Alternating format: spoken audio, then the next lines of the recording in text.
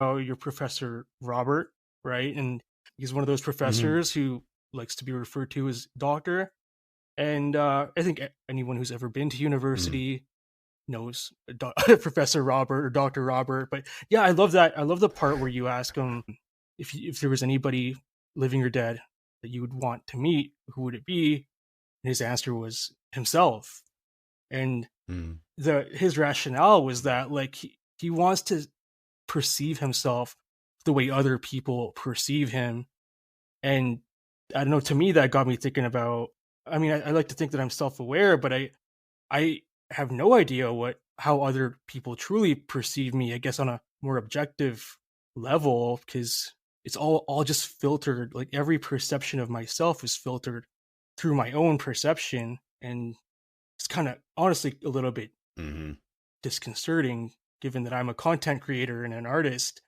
And I perceive myself in so many different ways based on my artistic expression, but I wonder about the discrepancy. Am I really seeing myself the way other people see me, or am I really just like, do I really look like something else that I don't have access to, or I can't really see? You know what I mean? And what do you have to say about that, or what do you make of that? Any personal experiences? Just quickly, I mean, this is the reason why people don't like to see themselves recorded or hear Right. themselves recorded. They're like, oh, I just don't like that. A lot of people are like that. I'm like that too. And so it just kind of gets to the idea of like, there is how you think about yourself and how you carry yourself in the world. And then you see yourself in a picture or video and you're like, oh man, I'm hunching over. Like, I'm not even displaying good posture. I'm chewing on my lip. There's all these little things that you just screen out of your own existence. And it's probably a good thing that you do this, but I mean, the ego, and we'll just define that real quick. The ego is the part of your psyche that is self-conscious and aware, and manages the demands of the external environment. um I don't know where I was going with that. Something about the ego. Oh, the Ego, ego. yeah. Sorry, the ego Mhm. is our perception of ourselves. It is a sensation of ourselves. It's not the full picture. It is, like the way I talk about it, it's like a low res thumbnail profile picture. It's out of focus. It's blurry. It's compressed. It is not showing.